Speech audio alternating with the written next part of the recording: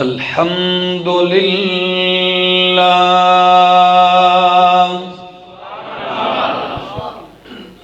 الحمد للہ رب العالمین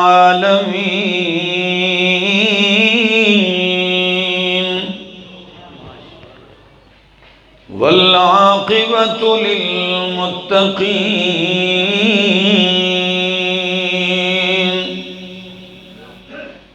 والصلاة والسلام على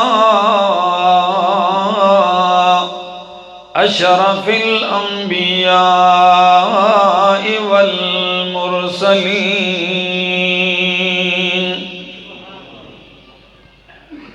وعلى آله وأصحابه أجمعين أما بعد فأعوذ بالله من الشيطان الرجيم بسم الله الرحمن الرحيم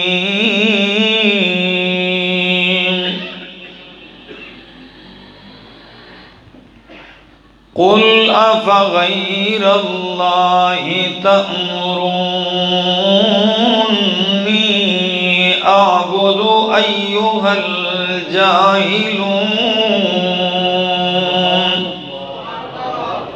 ولقد أوحي إليك وإلى الذين من قبلك لئن أشركت ليحبطن عملك ولتكونن من الخاسرين بل الله فاعبد وكن من الشاكرين وما قدر الله حق قدره والأرض جميعا قبضته يوم القيامة والسماوات مطويات بيمينه سبحانه وتعالى عما يشركون وقال تعالى إن الله لا يغفر أن يشرك به ويغفر ما دون ذلك لمن يشاء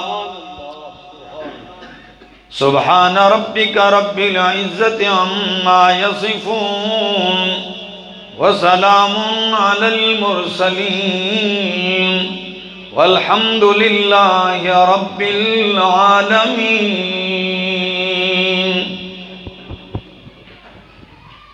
کافی ہے اللہ سب کی حاجت روائی کے لیے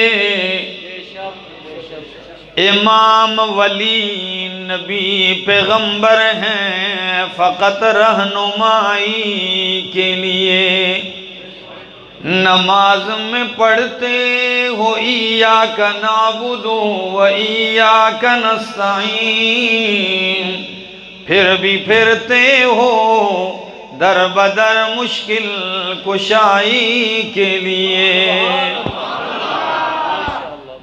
انتہائی قابل عزت قابل احترام ذی قدر علماء کرام اور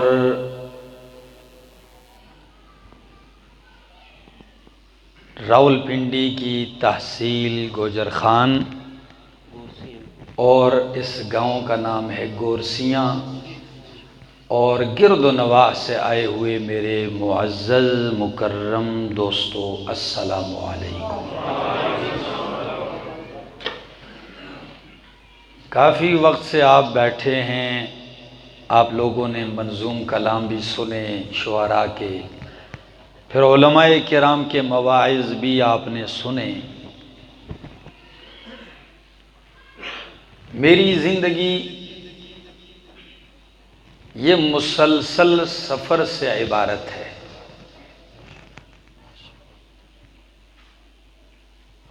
تھکاوٹ بھی ہوتی ہے، شب بیداریاں بھی ہوتی ہیں، بے آرامی بے خوابی ہوتی ہے،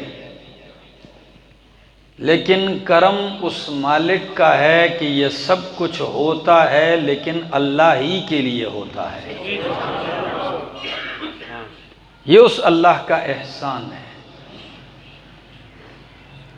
تو اپنی بساط کے مطابق چند مختصر جملے کہوں گا اور آپ لوگوں کی انتہائی توجہ کا طالب رہوں گا۔ آپ کے اس پروگرام کا عنوان ہے توحید اور سنت کانفرنس۔ تو توحید و سنت یہ ایک طویل اور لمبا موضوع ہے۔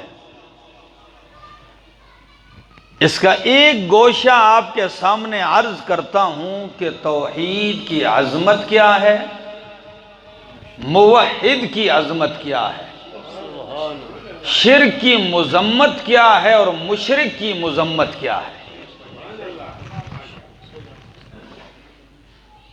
یہ دو چار باتیں لے کے اختصار کے ساتھ اپنی بات ختم کروں گا۔ توحید یہ وہ مضمون ہے، یہ وہ مقصود کائنات ہے، یہ وہ موضوع ہے جو باعث تخلیق کائنات ہے۔ اللہ نے جتنے انبیاء بھیجے ہیں وہ اس نقطہ پر بھیجے ہیں۔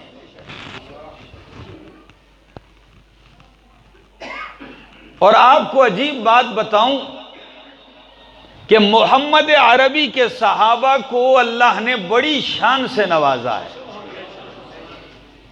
ہر صحابی ایک تحریک ہے۔ رستم ایران کا سپہ سالار تھا، فوج کا بڑا ہے، ہزاروں کی تعداد میں، بعض نے 80,000 بعض نے لاکھ سے اوپر لکھا، اتنی فوج لے کے آیا ہوا ہے، میدان میں ہے۔ فاروق اعظم کا دور خلافت ہے۔ اسلامی لشکر کا جو اس وقت سپہ سالار تھا سعد بن ابی وقاص رضی اللہ تعالیٰ عنہ ہے۔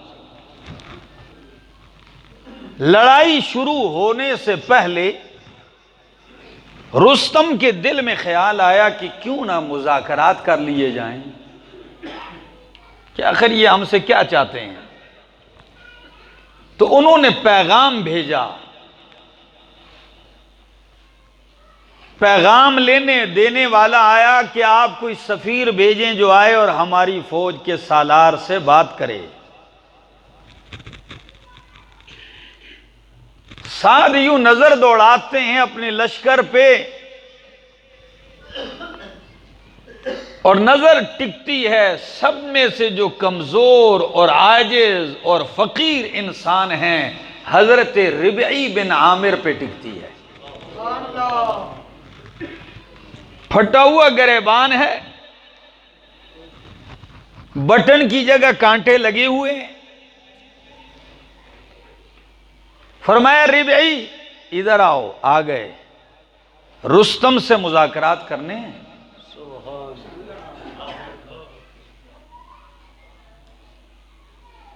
کیسے جاؤں؟ فرمایا کپڑے بھی تبدیل نہیں کرنے۔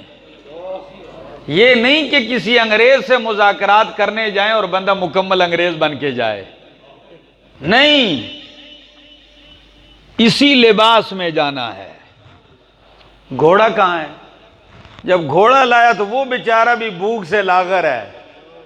فرمایا یہ بھی تبدیل نہیں کرنا، گھوڑا بھی یہی لے کے جانا ہے۔ لیکن لفظ کیا تھے؟ فرمایا ربعی اللہ نے ہمیں عزت لباس کی وجہ سے نہیں، ہمیں عزت توحید اور قرآن سے دی ہے۔ ہماری عزتیں اگر ہیں تو وہ رب کے قرآن سے ہیں، دین اسلام کی وجہ سے ہیں۔ اور اگر ہم اس سے ہٹ کر کسی دوسری چیز میں عزت تلاش کریں گے رسوا ہو جائیں گے، عزت نہیں مل سکتی۔ ربعی نیزہ اٹھاتے ہیں، تلوار اٹھاتے ہیں، برچھا لیتے ہیں، یہ بھی نہیں کہ امیر صاحب کوئی 50 آدمیوں کی کمیٹی تو ہو، کوئی 20 آدمیوں کا وفد تو ہو، چھلانگ لگاتے ہیں، جمپ لگا کے گھوڑے کی پشت پر بیٹھتے ہیں، یہ جا رہا ہوں۔ اللہ اکبر۔ اب ذرا منظر دیکھیے گا، ادھر رستم کو پتہ چل گیا کہ مسلمانوں کا سفیر آ رہا ہے۔ فرق دیکھیے موحد اور مشرک کے درمیان، فرق دیکھیے۔ پھر کیوں میں موحد کی عظمت کو سلام نہ کروں؟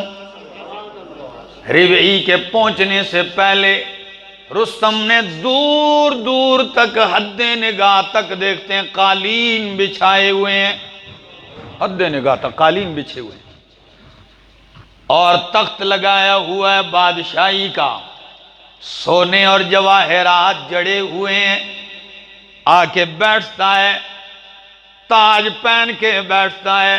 قربان جاؤں محمد عربی کا غلام اور خادم پہنچتا ہے،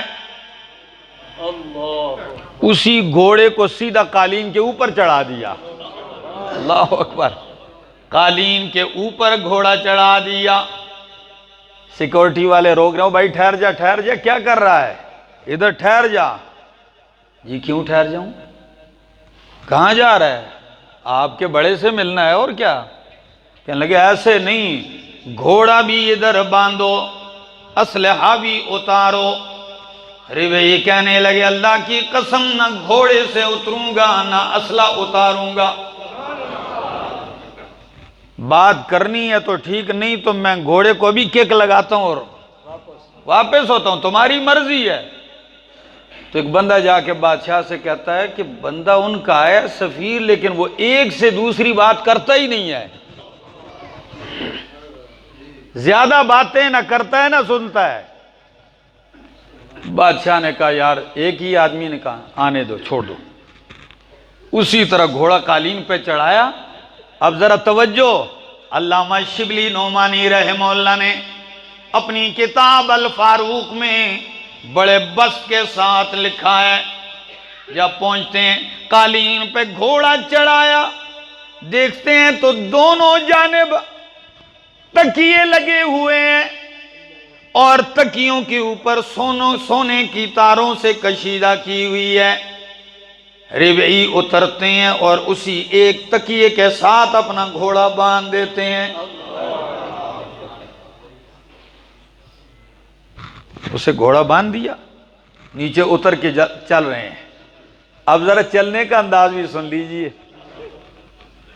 میں اگر آپ کو عملی طور پہ کر کے دکھاتا تو شاید آپ ہنس ہنس کے دورے ہو جاتے۔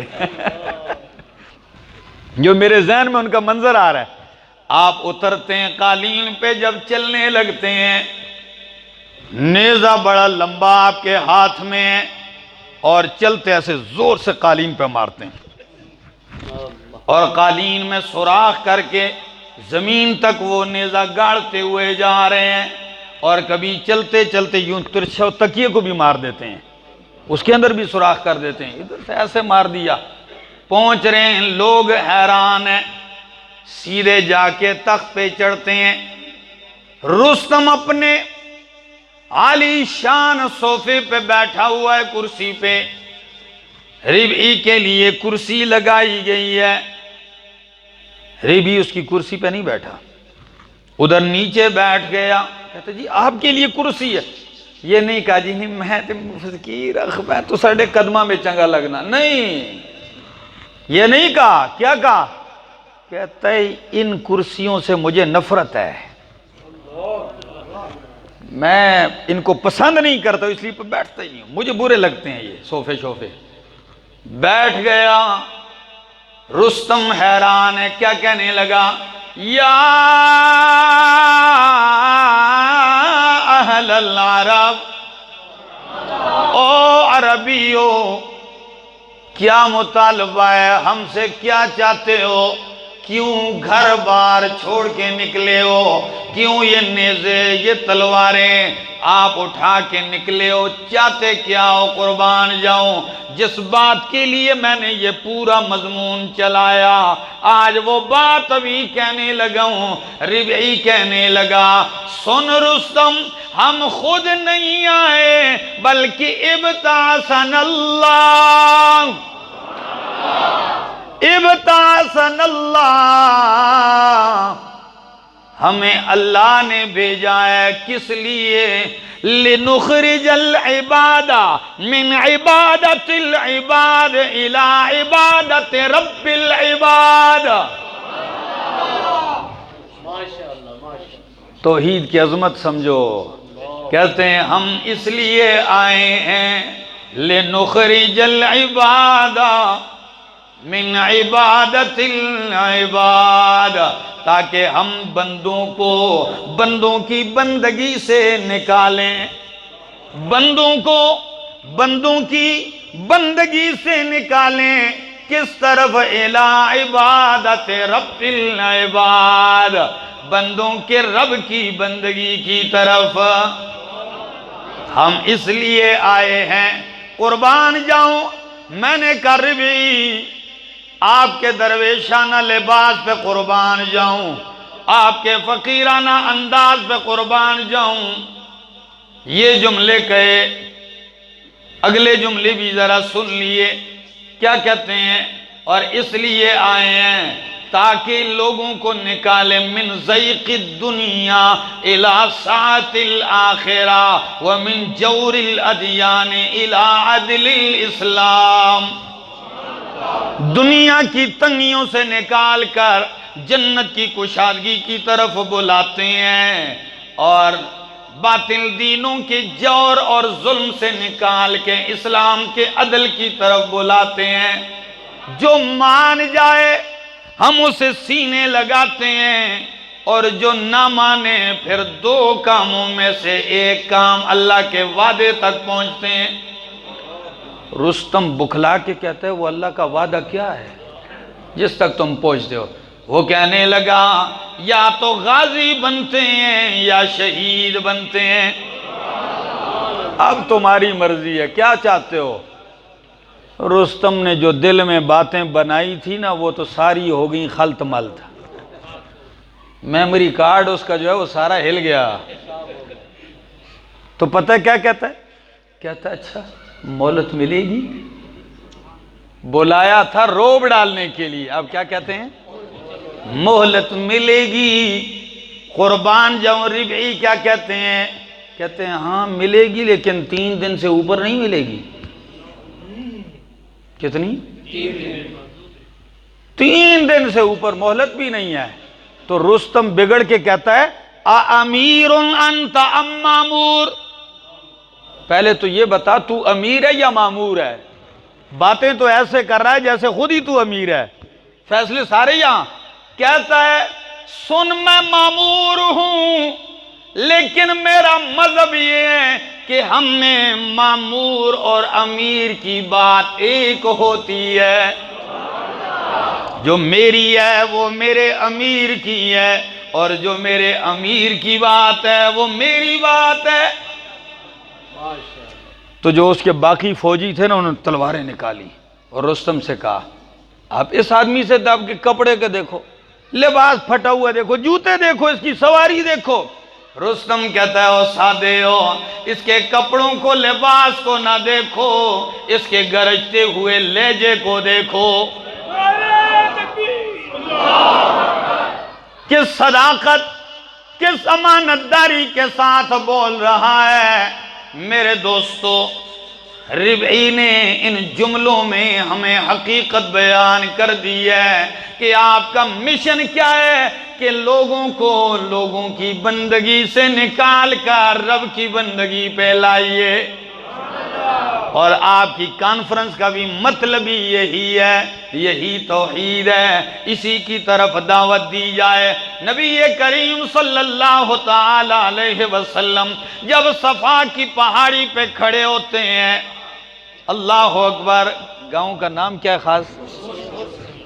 گرسیاں، گورسیاں، اللہ بڑا پیارا نام ہے۔ گورسیاں والوں 40 سال میرے پیغمبر نے مکے میں گزارے۔ کتنے؟ اتنی محبت مکے والوں کو، اتنا پیار مکے والوں کو کہ جب میرا محمد آتا ہے تو نام بھی نہیں لیتے، صادق اور امین کہتے ہیں۔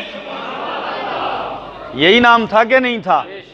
جب نبی کو آتے دیکھتے تو کہتے جاء صادق امین، سچا آ گیا، امانت دار آ گیا۔ صادق بھی مانتے، امین بھی مانتے، حسین بھی مانتے۔ بلکہ ابو سفیان سے جب بصرہ میں ہرقل نے پوچھا، ہرقل نے جب پوچھا کہ کیف نسبہ فیکم، مکے والے پیغمبر کا نسب کیسا ہے، تو ابو سفیان نے کہا ہوا فینا ذو نسب، وہ ہم میں سب سے اونچے نسب والا ہے۔ نبی کا خاندان بھی اونچا مانتے، حسین بھی مانتے، جمیل بھی مانتے، صادق اور امین بھی مانتے، بلکہ اپنے فیصلے بھی آپ سے کرواتے، بلکہ یہاں تک کہوں دن بھر آپ کی مخالفت کرتے، لیکن اپنی امانتوں کو بھی آپ کے پاس جمع کرواتے تھے۔ یہ ساری چیزیں کرنے کے باوجود جب نبی نے یہی پیغام دیا کہ قولوا لا الہ الا اللہ تفلحو، کہ لوگوں مان جاؤ کہ لا الہ الا اللہ، نہیں ہے کوئی الہ، نہیں ہے کوئی معبود، نہیں ہے کوئی حاجتیں پوری کرنے والا الا اللہ، اگر ہے تو کون ہے؟ اللہ ہی ہے۔ بس یہ کہنے کی دیر تھی، اب وہی صادق کہنے والے کذاب کہنے لگے، وہی امین کہنے والے اشر کہنے لگے، وہی دانا کہنے والے شاعر اور مجنون کہنے لگے، ساحر بھی کہنے لگے، دیوانہ بھی کہنے لگے، فسادی بھی کہنے لگے، اور کبھی کبھی تو آپ سے آ کر کہتے، یہ سارے فتوے اپنی جگہ، لیکن قربان جاؤں یہ میرے محمد کی صداقت کی دلیل ہے کہ میرے نبی کا دشمن بخلاہٹ کا شکار ہے۔ اس لیے جب شاعر کہتے ہو تو پاگل کیوں کہتے ہو؟ پاگل شاعر ہو سکتا ہے؟ جب پاگل بھی کہتے ہو تو شاعر کیسے کہتے ہو؟ یعنی کسی ایک جگہ ان کو بھی ٹھہراؤ۔ کبھی کہتے یہ فتویٰ مناسب ہوگا، وہ لگا دیتے، بات نہ چلتی کہ اچھا یہ مناسب ہوگا، وہ لگا دیتے۔ یہ ساری باتیں ہوتی گئیں، لیکن میرے پاک پیغمبر حق سناتے گئے، آخر میں وہ آ کے کہنے لگے چلو گزارا کر لیتے ہیں۔ آج کے بعض مولوی بھی گزارا کرتے ہیں، کیا؟ ہاں بہت سارے ہیں گزارے والے، بیچارے امامت بچانی ہوتی ہے، خطابت بچانی ہوتی ہے، گدی سیٹ بچانی ہوتی ہے جی۔ تو ایک امام صاحب نے بڑا آسان سا حربہ بنایا ہوا تھا، سیانا ہے نا، بڑا آسان سا حربہ، کیا کہ جب بھی کوئی مسئلہ پوچھنے آئے گا نا تو میں اس وچ اختلاف ہے، اے آتے ہیں، بعض یہ کہتے ہیں، بعض یہ کہتے ہیں، بات سمجھ میں آ گئی؟ تو یہ گزارا کرنے والے ہر دور میں ہوتے ہیں، اور ایسے بھی لوگ ہیں جو رب کی توحید پہ گزارے نہیں کرتے۔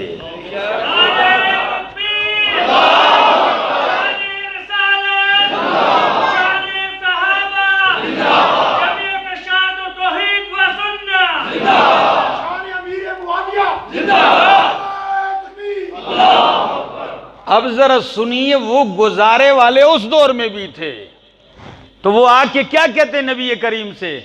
کہتے ہیں خیر ہے، آپ کے خدا کو تو ہم پہلے سے ہی مانتے آ رہے ہیں۔ اللہ کو مانتے تھے کہ نہیں؟ مانتے ہیں، آپ کے معبود کو تو ہم مانتے ہیں اللہ کو، چلو آپ ہی کوئی تھوڑا تھوڑا ہمارے معبودوں کو مان جائیں، کوئی تسی بھی گزارا کرو نا، ہمارے والے معبودوں کو کچھ کچھ مان جاؤ۔ تو قرآن کیا کہتا ہے؟ قل میرے پیغمبر دو ٹوک اعلان کر دیجئے، افغیر اللہ تأمرونی اعبد ایھا الجاہلون، افغیر اللہ تأمرونی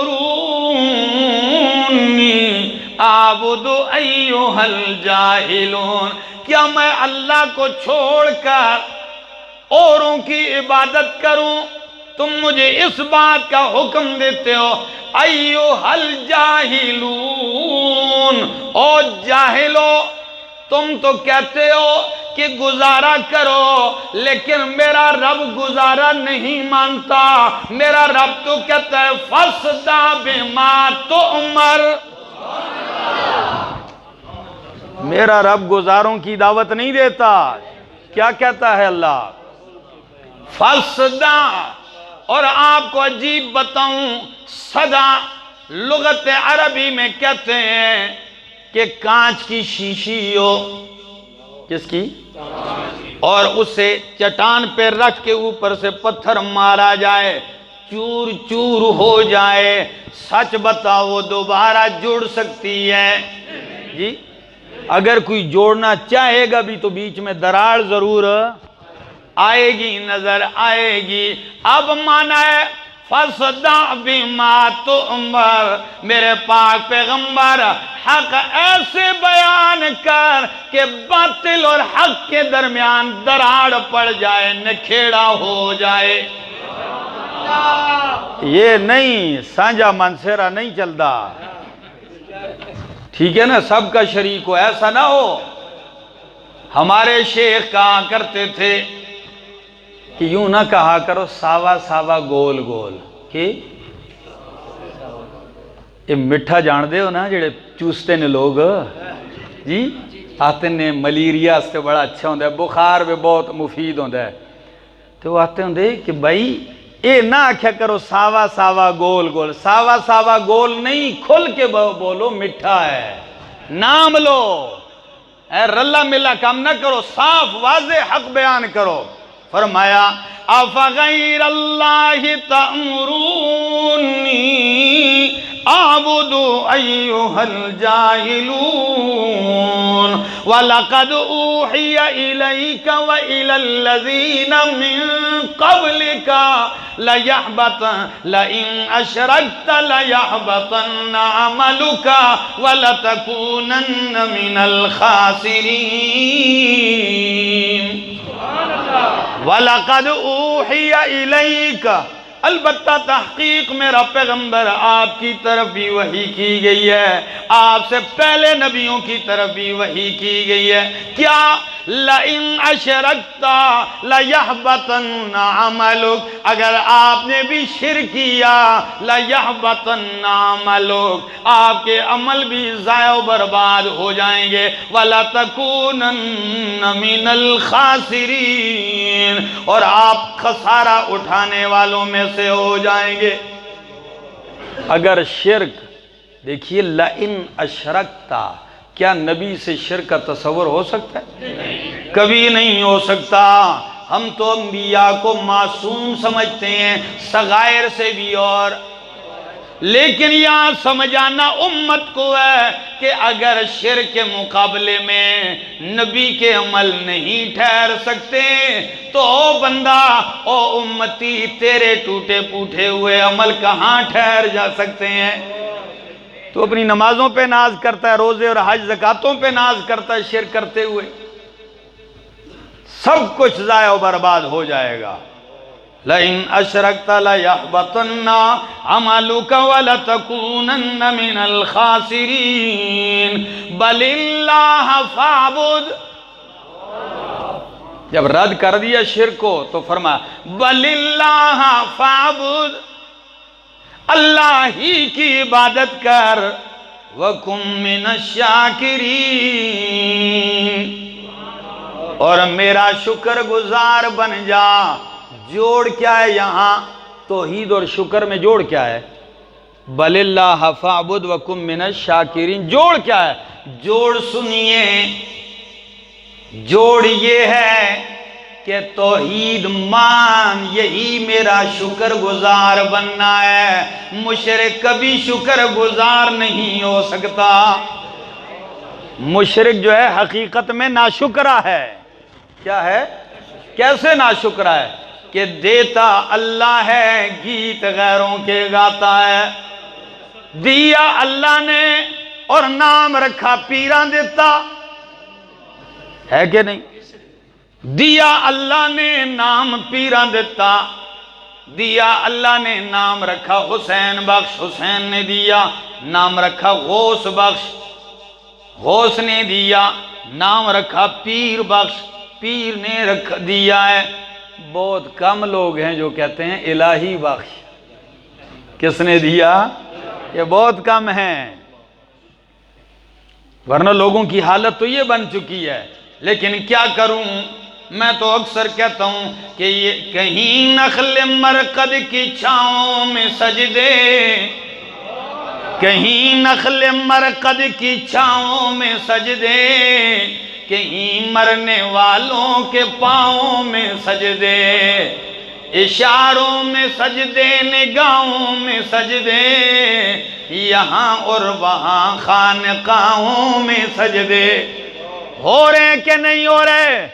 خانقاہوں میں پیروں کو سجدے ہو رہے ہیں کہ نہیں ہو رہے ہیں؟ کسی نے کیا ہی خوب کہا، اکبر الہ آبادی نے، کہ در خانقاہ پہ پڑا ہوں اکبر۔ خانقاہ پہ پڑا ہوا تھا، کسی نے کہا بھائی کیوں آیا؟ کہتا ہے در خانقاہ پہ پڑا ہوں اکبر، خدا ملے نہ ملے روٹیاں تو ملتی ہیں۔ ہاں، خدا ملے نہ ملے، یہ کام تو چل رہا ہے نا میرے دوستو۔ لیکن یہی تو میرا شکوہ ہے کہ یہ قبہ پرستی کا پامال سجدہ، یہ قبہ پرستی کا پامال سجدہ، مزاروں پہ جا جا کے ہر سال سجدہ، یہ سب بیج پیروں کا بویا ہوا ہے، یہ بیج سب پیروں کا بویا ہوا ہے کہ ہر شخص بدعت کا جویا ہوا ہے۔ انہی کے تو کام ہیں۔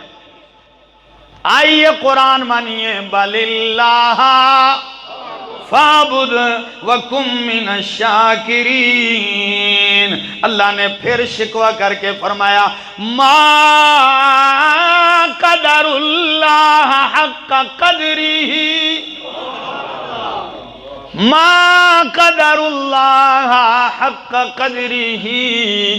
انہوں نے اللہ کی قدر نہیں کی جس طرح اللہ کی قدر کرنے کا حق ہے، انہوں نے اللہ کی تعظیم نہیں کی جس طرح اس کی تعظیم کا حق ہے، انہوں نے اللہ کی معرفت نہیں کی جس طرح اس کی معرفت کا حق ہے۔ اللہ اکبر کبیرہ۔ آئیے ذرا دوست میرا سن لیجئے، آپ کہیں گے کوئی گنجائش ہو سکتی ہے کہ نہیں؟ کوئی گنجائش نہیں ہو سکتی، کوئی گنجائش نہیں ہو سکتی۔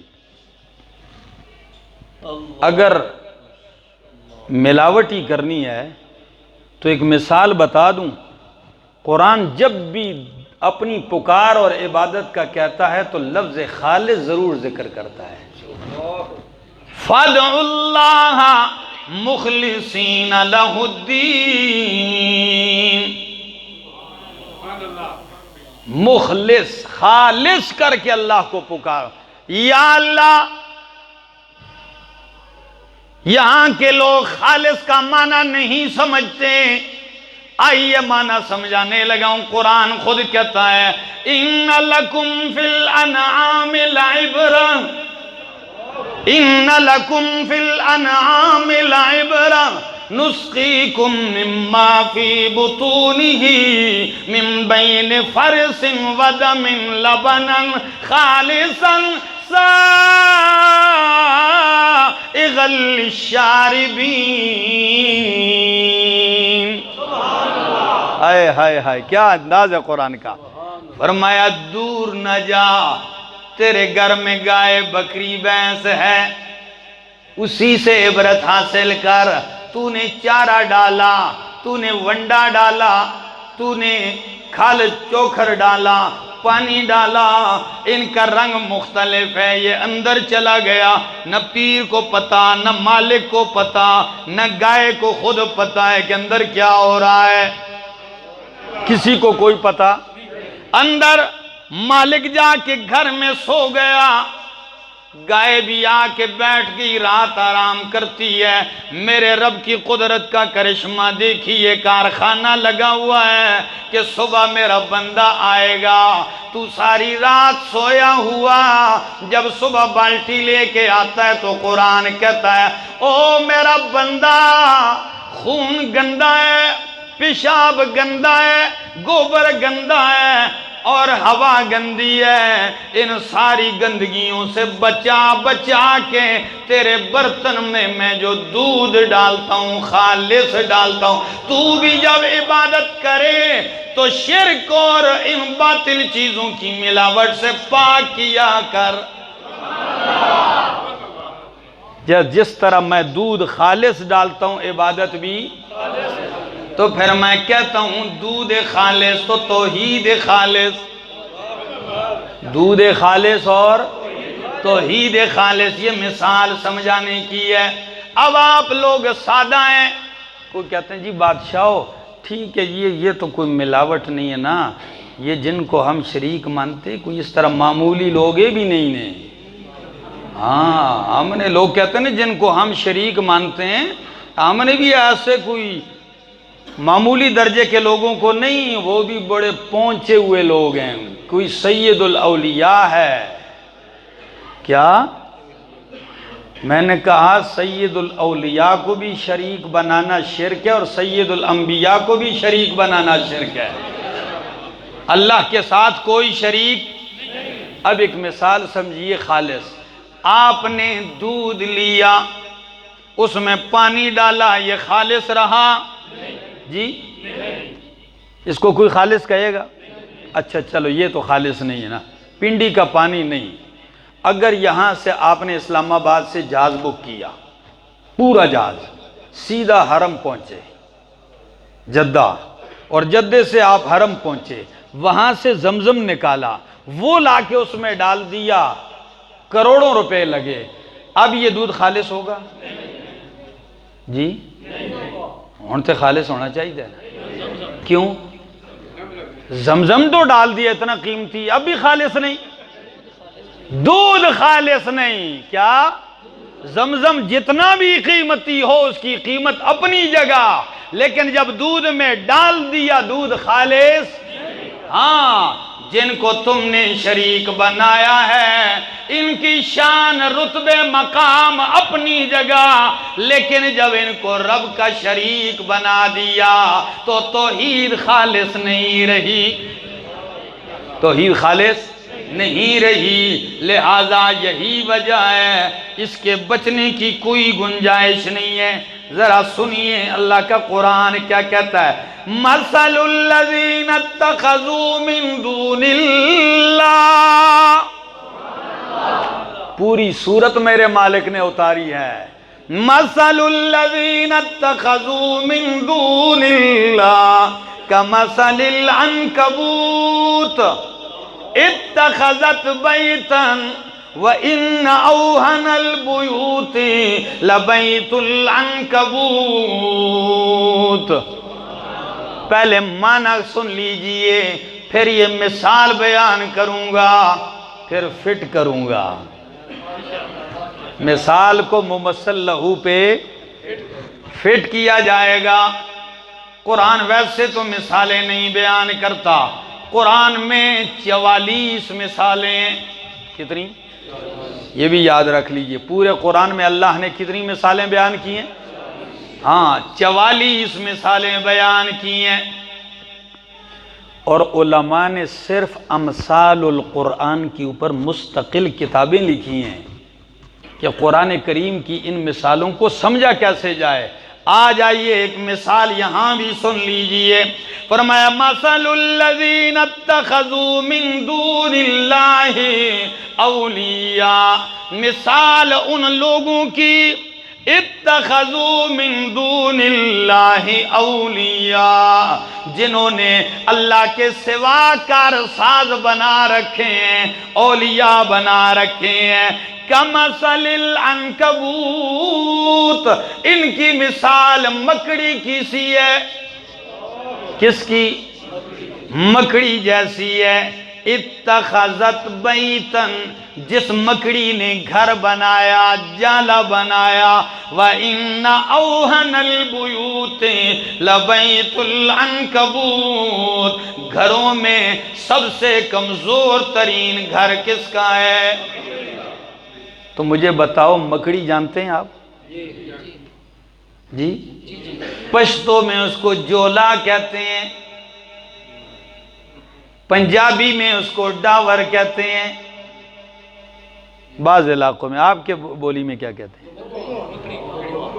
ببوآ۔ ہاں جی، اور نہیں سمجھے تو یہ دیکھ لو، کئی جگہ پہ مسجد میں وہ کونوں میں جالا سا بنایا ہوا ہوتا ہے۔ ٹھیک ہے جی؟ جی ہاں ببوآ۔ یہ اچھا ہو گیا، مختلف نام آگے۔ مسئلہ اب سنیے، قرآن کہتا ہے مشرک اور اس کے شرک اور شرکاء کی مثال مکڑی اور اس کے جالے کی سی ہے۔ آئیے میرے رب کے سمجھانے پہ قربان جاؤں، کیا انداز ہے سمجھانے کا۔ فرمایا سب سے کمزور ترین مکان گھر مکڑی کا ہے۔ مکڑی گھر بناتی ہے، جالا ہوتا ہے اس کا۔ تو سچ بتاؤ، جالا سردی سے بچا سکتا ہے؟ جال جو ہوا سردی سے کیسے بچائے گا؟ اچھا دھوپ گرمی سے بچا سکتا ہے؟ تو سن لیجئے، جس طرح مکڑی کا جالا نہ سردی سے بچا سکتا ہے نہ گرمی سے بچا سکتا ہے، اسی طرح مشرک نے جن آستانوں پہ آس لگائی ہے نہ اسے جہنم سے بچا سکتے ہیں نہ مصیبت سے بچا سکتے ہیں۔ اچھا دوسری وجہ، مکڑی نے گھر بنایا، مٹیریل بازار سے لایا۔ جی کہاں سے لاتی ہے؟ ٹیڈھیوں کٹ دیئے جی، ہے کہ نہیں؟ ہاں اپنے اندر سے سارا مواد نکالتی ہے۔ اشارہ ہے کہ مشرک بھی اپنے شرک کی دلیلیں اپنے پیٹ سے گھڑتا ہے، اپنے اندر سے گھڑتا ہے۔ قرآن سے دلیل نہیں لائے گا، سنت مصطفیٰ سے دلیل نہیں لائے گا۔ اگر دلیلیں دے گا تو اپنی پیٹ سے، اپنی منمانی دلیلیں۔ یہ منمانی ہی تو ہے نا بادشاہ ہوتے، چھت پہ چڑھنے ایسی سیڑھیاں دی ضرورت ہے، چھت پہ چڑھنے کے لیے سیڑھی کی ضرورت ہے، اللہ تک پہنچنے کے لیے واسطوں کی ضرورت ہے، یہی کہتے ہیں۔ تو یہ دلیل قرآن کی ہے، یہ پیٹ سے سارا مواد نکل رہا ہے۔ بلکہ میں تو کہتا ہوں ان کا دین نکلتا بھی پیٹ سے اور داخل بھی پیٹ ہی میں ہوتا ہے، اور ہوتا بھی پیٹ ہی کے لیے، سارا چکر ہی اسی کا ہے۔ یہ نہ ہو نا یہ پیٹ ختم ہو جائے تو پھر تو سارے ربڑ ہی ختم ہو جائیں۔ مولانا بجلی گر صاحب کو کسی نے کہا مسئلے دا حل، نہ کہا یہ پیٹ تا مسئلہ ہے، میرا پیو بھی نہیں حل کر رکھتا۔ سارا مسئلہ اسی نے خراب کیا ہوا ہے۔ تیسری وجہ، مکڑی جالا بناتی ہے مکھیاں پھنسانے کے لیے۔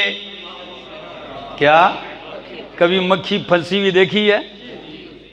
تو مشرکوں نے جتنے بھی اڈے بنائے ہیں یہ مریدوں کو پھنسانے کے لیے ہیں۔ ذرا چوتھی وجہ، جب مکھی پھنستی ہے مکڑی فوراً اس کے اوپر جالا تن دیتی ہے کہ بھاگ نہ سکے۔ ادھر بھی اگر کوئی غیر اللہ شرک کے اڈوں اور آستانوں پہ چلا جائے تو یہ بھی جھوٹی کرامتوں، کشف اور خرافات کا جالا تننا شروع کر دیتے ہیں اس پہ۔ بادشاہو ہون صحیح جگہ پہنچے ہو، ساڑھے حضرت انہیں کھوتے بھی زندہ کر دیں۔ ہاں یقین کرو، فلاں کا گدہ مر گیا تھا وہ زندہ کر دیا تھا، یہ اس طرح کر کے بیڑے پار کر سکتے ہیں۔ تو جب یہ قصے سنائے جاتے ہیں تو اچھا واقعی ہون میں ٹھکانے پہنچ آیا۔ اچھا پھر جب وہ پھنستی ہے مکھی تو مکڑی اس سے غذائیت چوس لیتی ہے، غذائیت ساری غذائیت چوس کے لیتی ہے، اندر سے کھوکھلا کر دیتی ہے، ڈھانچے کو ایسے ہی بیکار چھوڑ دیتی ہے۔ ادھر جاؤ گے یہ مشرک اندر سے ایمان غیرت چوس لیتے ہیں، اور غیرت ایمان عقیدہ چوس لینے کے بعد تھاپڑا مار کے کہتے ہیں ہون پترہ جول کامیاب ہے تم، اندر سے خالی کر کے ایمان بھی گیا، عقیدہ بھی گیا، اور کبھی کبھی تو جا کے عزت بھی ہاتھ دو بیٹھتے ہیں، عزت سے بھی پکڑے گئے کہ رنگے ہاتھوں کے نہیں پیر۔ کون سمجھائے اس قوم کو؟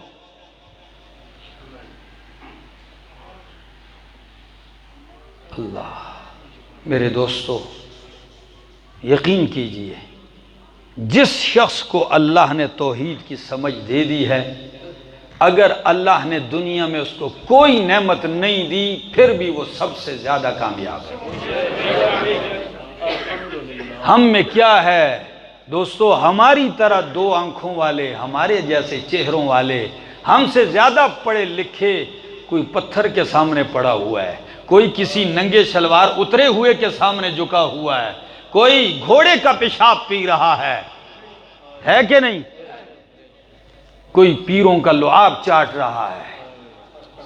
دوستو اس مالک کا کرم ہے جس نے پینے کے لیے زمزم دیا ہے، جس نے جھکنے کے لیے حرم دیا ہے، یہ اس کا کرم ہے۔ وہ ہمیں جھکنے کہیں نہیں دیتا۔ رب کعبہ کی قسم دو باتیں پکی ہیں، کیا؟ دو باتیں پکی ہیں۔ مشرک کے لیے فرمایا ما کان للنبی والذین آمنوا ان یستغفروا للمشرکین، مشرک اگر مر جائے تو میرے نبی کے لیے، مومنوں کے لیے جائز نہیں ہے کہ اس کے لیے استغفار مانگیں۔ تو یہاں جو بندہ جا کے ان کے جنازے پڑھے، اس کو اجازت ہے؟ کبھی نہیں ہے۔ اگر کوئی کہتا ہے حکمت ہے تو یہ حکمت نہیں ہے، یہ ضلالت ہے۔ سمجھ میں آئی بات؟